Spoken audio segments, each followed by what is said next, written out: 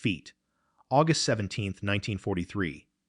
5 miles above the Earth, over the hostile waters of the Baltic Sea, feet. The air outside the thin aluminum skin of the B-17 Flying Fortress is a lethal -40 degrees. Inside, feet 10 young men, kept alive by thin, precious oxygen hoses, are hopelessly lost and utterly alone, feet. At the navigator's station in the bomber's cramped nose, a 17-year-old farm boy from Ohio stares at his charts, feet. His name is Staff Sergeant Leo McKenna. He's a prodigy, a boy genius who lied about his age to join the fight, feet. But right now, his complex array of dials and logs has become a meaningless jumble of smudged pencil lines. Every calculation confirms the same horrifying truth. He has no idea where they are, feet. The silence on the intercom from the pilots just feet behind him is a heavy, unspoken accusation, feet. They were supposed to be part of the largest bomber formation ever assembled, feet. A vast armada striking at the heart of the Reich. But hours ago, feet, a wall of impenetrable cloud and a swarm of German fighters shattered their division. For McKenna, the patriotic fire that led him to forge his brother's birth certificate has become a cold knot of terror. Every minute, every gallon of fuel burned, feet, is taking them further from the safety of England and deeper into enemy airspace. Closer to a German prison camp, feet, or a shallow grave. The mission was already a catastrophe. Of the 376 American bombers that took off that morning, feet, dozens have been ripped from the sky. More than 600 airmen are already dead or captured. Now, feet, with their fuel gauges dipping precariously low and German interceptors hunting the lonely stragglers, the crew of the Lucky Penny faces an impossible choice. Jettison their 4-ton bomb load and make a desperate run for home, feet. Or push on and drop their ordnance on EVs, something, if Leo can find a target. What he didn't know was that his next panic decision, feet. A desperate guess, based on a fleeting glimpse of an unfamiliar landmark through a break in the clouds, 1,000 feet, would not only save his crew, but would also accidentally achieve one of the most stunning and vital intelligence victories of the war. He was about to trade a designated factory for a hidden secret, and in doing so, feet alter the very course of the Second World War. By the summer of 1943, feet, the Allied bomber offensive against Nazi Germany was on the verge of collapse. The strategy, feet, conceived in the halls of power, was simple, brutal, and, by every available metric, failing, feet. The core doctrine of the American 8th Air Force was high-altitude, daylight precision bombing, feet. The theory was that massive fleets of heavily armed B-17s could fly deep into Germany in tight, feet, self-defending combat boxes.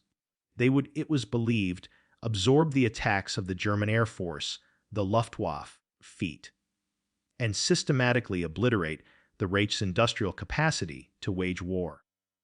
The press called it, round the clock, bombing, a relentless aerial siege. The crews, however, feet, had a different name for it, a suicide mission. The reality was a bloodbath in the stratosphere. The B-17 was a tough aircraft, a marvel of engineering armed with 13 feet, 50 caliber machine guns that earned it the name Flying Fortress. But it was not invincible. German fighter tactics, feet, honed over years of brutal combat on multiple fronts, had evolved to a terrifying level of lethality, feet. The pilots of the elite Jagdverband, or fighter wings, feet, had learned to ignore the bristling side and tail guns and attack the bombers from the one direction they were most vulnerable, feet, the front. It was a deadly, head-on charge, a game of aerial chicken at a combined speed of over 500 miles per hour.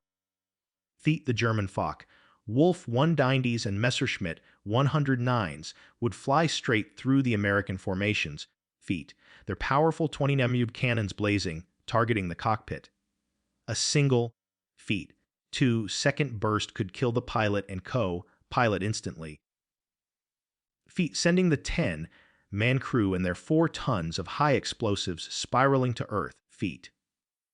The numbers coming back to VFE, Bomber Command Headquarters in England, painted a grim picture, feet. During a single week in October 1943, feet, later known as Black Week, the 8th Air Force lost 148 bombers and nearly 500 men on just 3 missions, feet. The statistical probability of a crewman surviving his mandatory 25-mission tour of duty plummeted to less than 25%, feet. The 8th Air Force was losing its highly trained crews far faster than they could be replaced, feet. The green fields of East Anglia were becoming a landscape of empty bunks and silent mess halls. The fundamental problem was range. Allied fighters, the P-47 Thunderbolt and the British Spitfire, feet, were formidable aircraft, but they were thirsty for fuel, feet. They simply lacked the endurance to escort the bombers all the way to distant targets deep inside Germany and back, feet. The bomber crews called their fighter escorts their little friends, and they watched with a sense of dread as the fighters would waggle their wings at the German border and turn for home. Feet. From that point on, the bombers were on their own, feet, left to fend for themselves against the full might of the Luftwaffe, feet. A top-secret report that landed on the desk of the 8th's commander, General Ira Eaker, feet, laid out the stakes in the starkest terms. It concluded, feet, if current loss rates are not drastically reduced in the next 90 days, feet, the strategic bombing campaign will be rendered tactically unsustainable. The entire Allied strategy for the eventual invasion of Europe hinged on crippling Germany's war machine from the air, feet. But by August 1943, the only thing being crippled was the 8th Air Force itself, feet. Leo McKenna was not the hero anyone was looking for. He wasn't a West Point, educated strategist or a swaggering, feet veteran pilot. He was a quiet, feet, bookish teenager who had spent his youth tinkering with carburetors and gearboxes on his family's farm in rural Ohio, feet. When Pearl Harbor was attacked, he was swept up in the same wave of patriotic duty that gripped the nation, feet. But at 16, he was too young to serve. The recruiting posters seemed to mock him, a constant reminder of a war he was missing. So, he made a fateful decision, feet. He took his older brother's birth certificate from a box in the attic, memorized the new birth date, feet, and walked into a recruiting office. The Army, desperate for bodies to feed the machinery of war, feet, didn't look too closely. They saw a tall, seemingly capable young man, not a boy who should have been in high school, feet. His initial aptitude test suggested he'd make a fine cook or a truck driver. But McKenna, feet, who had always had a natural gift for geometry and trigonometry, saw a different path, feet. He took the Army Air Force's exams and scored in the 99th percentile for navigational skills. The military, feet, in its impersonal wisdom, saw a number that fit a need. He was a square peg for a square hole, feet, and they fast-tracked him through navigation school. He proved to be a prodigy with a sextant and a slide rule, feet. He could plot a course across oceans, calculate wind drift in his head, feet, and master the arcane complexities of celestial navigation, feet. But he lacked the one thing every other man in his graduating class had: a driver's license. He was a boy who could guide a 300,000 bomber across a continent, but had never legally driven a car. Feet. This fundamental disconnect, the gap between his advanced technical skill and his actual age, defined his existence. Feet, his moment of insight came not in a high-level briefing. Feet, but during a frustrating training flight over the English countryside. He was in the plexiglass nose of the B-17. Feet. Observing the bombardier practicing with the Norden bomb sight. Feet. The Norden was the most celebrated piece of technology in the American arsenal. Feet. A top-secret analog computer supposedly able to drop a bomb in a pickle barrel from 4 miles up. Feet.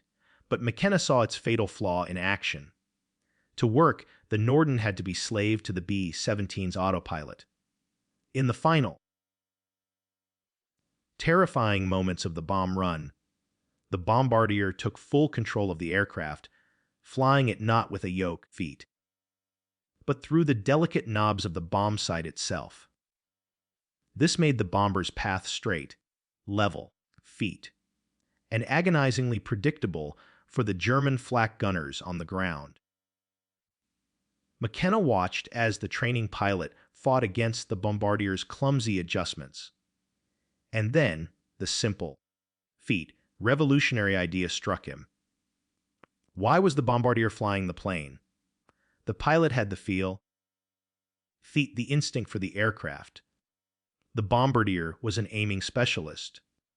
They were two different jobs, feet forced into one inefficient, deadly workflow. On the back of his flight log, he scribbled a note, feet, a thought that was heresy to the engineers who designed the Norden. Pilot should fly. Bombardier should aim. Feet, let the machine connect them. Staff Sergeant McKenna was an enlisted man. In the rigid hierarchy of the military, feet, he had no authority to question the design of a top-secret bomb sight. But he couldn't let the idea go. Feet. Every time he saw a bomber return with its tail shredded by flak, the idea burned in his mind. Feet. He found a sympathetic ear in the maintenance hangar. Feet. Master Sergeant, Pops. Malone was the crew chief for McKenna's bomber. A grizzled veteran. Feet. Pops had seen too many fresh-faced crews he'd certified for flight fly off into the dawn and never return. Feet. He was a pragmatist who trusted ingenuity over regulations. He was willing to listen. In a disused, feet. Damp Nissen hut at the far edge of Raf Molesworth, away from prying eyes, they created a secret workshop. It was a skunk works, a clandestine lab fueled by desperation. Feet. Using spare parts scavenged from the boneyard of wrecked B-17s, wiring, hydraulic pumps, and, crucially, feet. The flexible control cables from a downed German Ju-88 bomber, they began to build a prototype. Their plan was to build a bridge, a way for the bombardier to talk to the plane without cutting the pilot out of the loop. They devised a plan to create a separate, secondary control yoke, a small, handheld stick, feet, to be installed at the bombardier's station. This remote yoke would be slaved into the same C-1 autopilot system the Norden used. It wouldn't fly the plane, feet, but it would nudge it. The prototype was crude. It was a chaotic mess of wires, copper tubing, feet, and exposed hydraulics connected to a simple joystick grip carved from wood. They worked long into the night, feet, their illicit activities hidden by the blackout, fueled by lukewarm coffee and a shared sense of purpose, feet. Their first test was on the ground, inside a B-17 undergoing maintenance. With the aircraft systems powered up,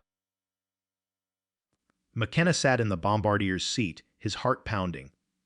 He gripped the wooden joystick. As he gently pushed it forward, a low hum filled the fuselage, and 30 feet behind him, The massive elevators on the B-17's tail tilted down. He pulled back, and they tilted up. He had done it. He had connected the bombardier's hand to the airplane's brain. The final, terrifying test had to be in the air. Feet.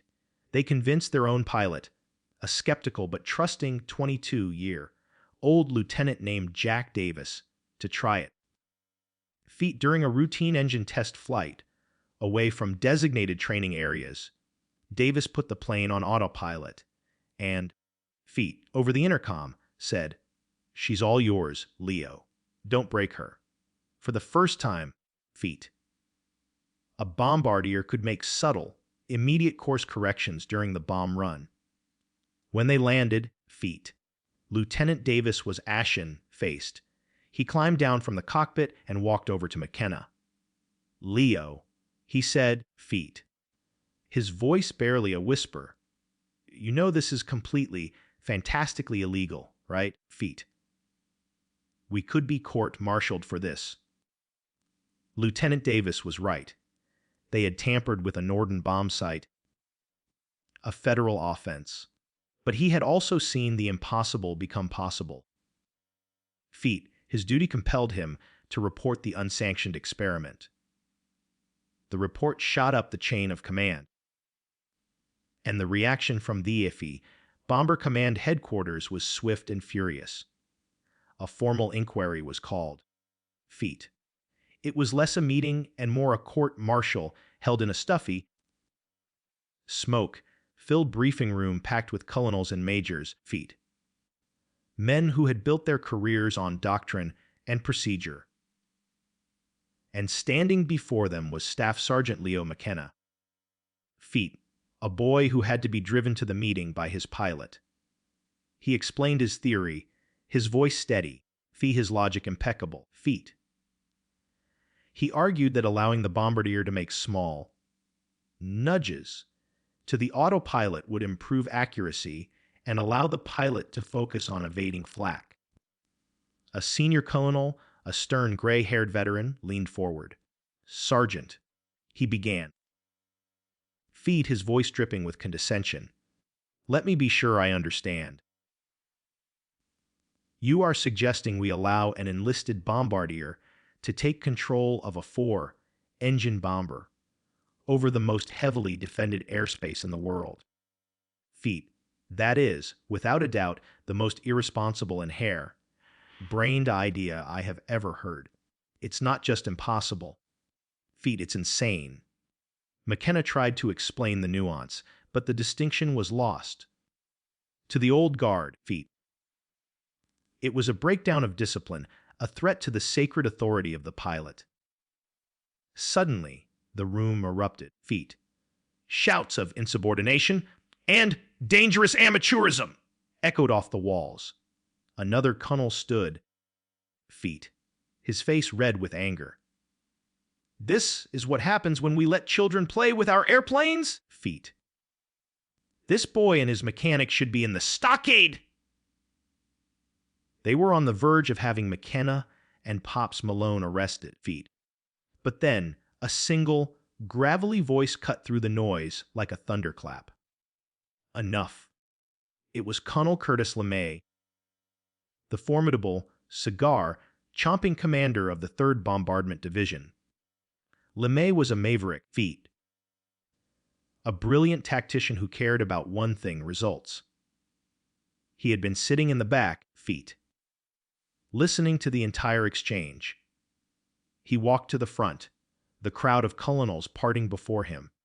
Feet. He took the cigar from his mouth. "This boy's idea," he growled,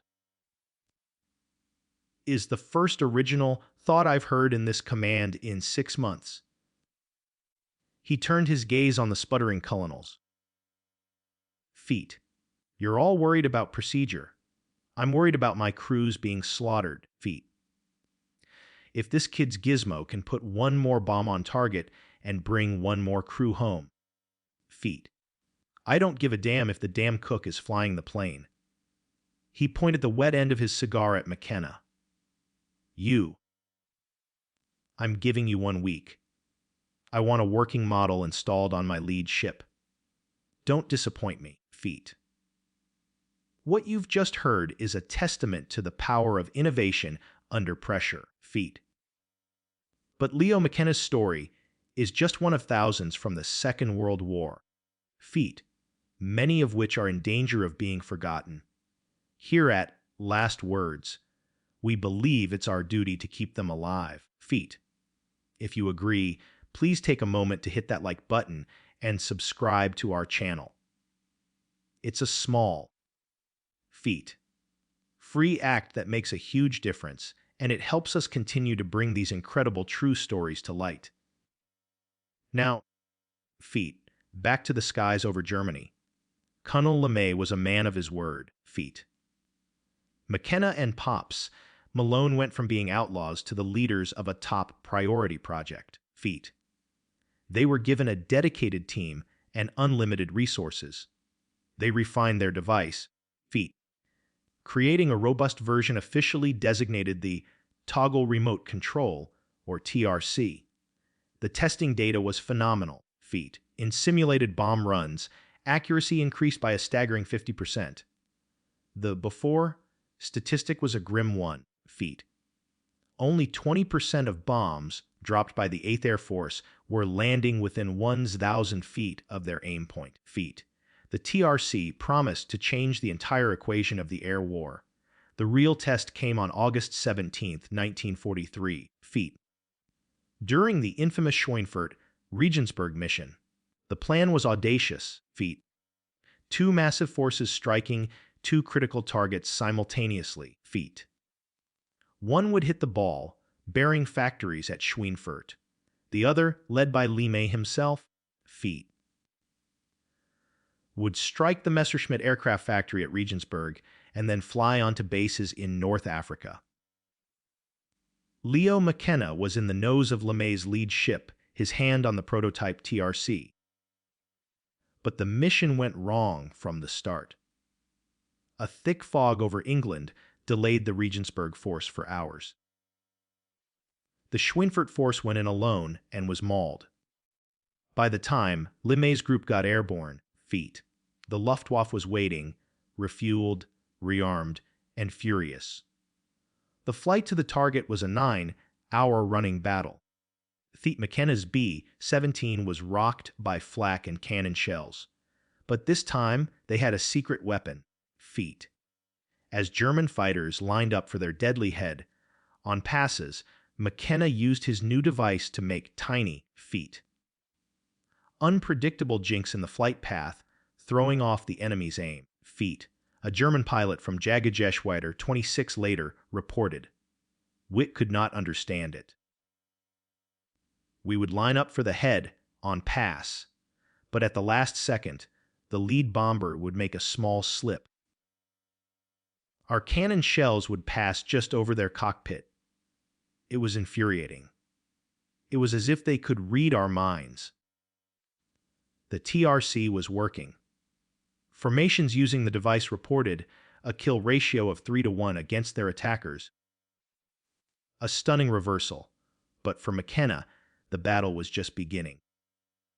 Feet, his bomber was badly damaged and fell out of formation. Lost, with his navigation tools shattered, feet. He made a desperate guess based on the shoreline of a large island. He saw through the clouds. He directed his pilot inland, hoping to find any target of opportunity. Dropping to 12,000 feet.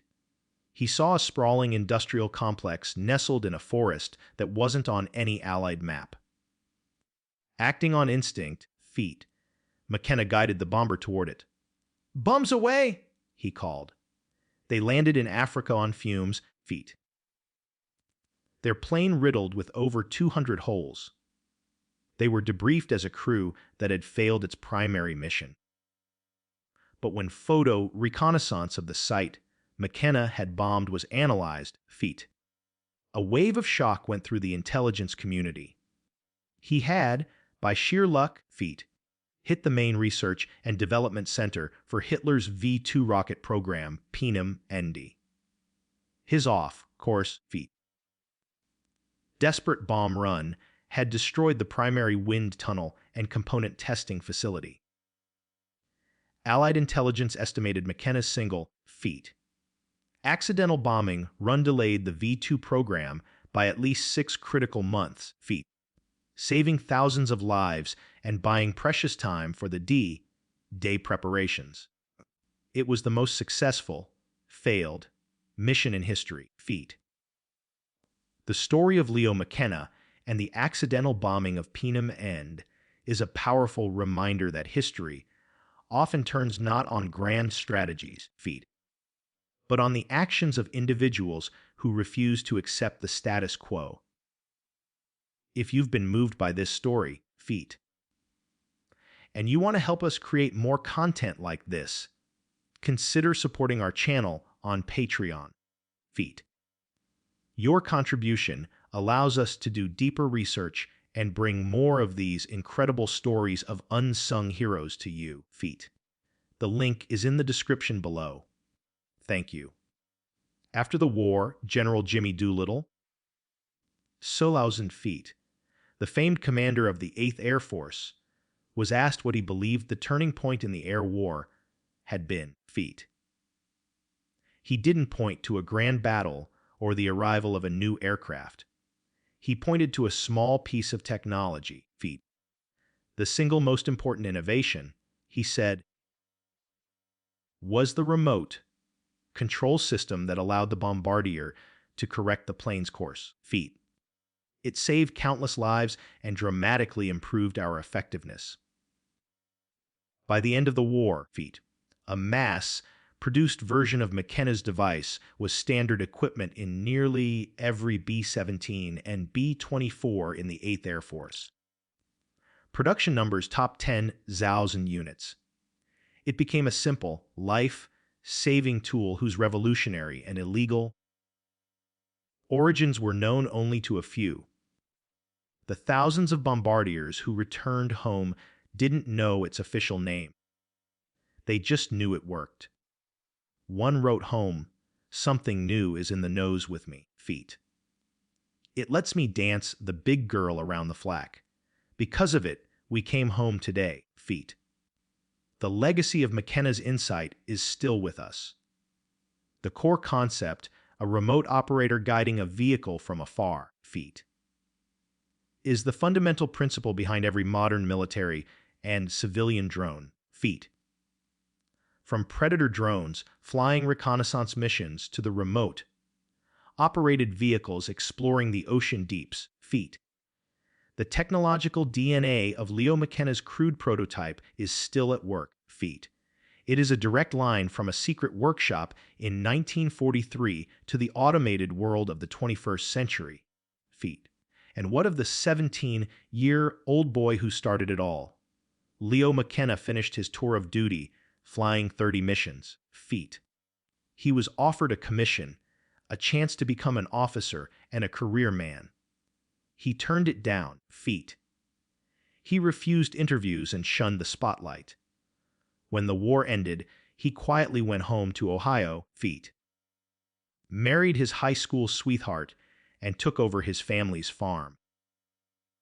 He rarely spoke of the war and never of his invention. His neighbors knew him only as Leo, a quiet feat hardworking farmer who was good with his hands feat. They never knew that the same hands that fixed their tractors had once, for a brief, terrifying moment, held the fate of the free world. His story is a powerful lesson that sometimes feat, the most profound changes come not from the halls of power, but from the quiet corners of ingenuity feat. From a humble hero who sees a problem and dares to imagine a solution.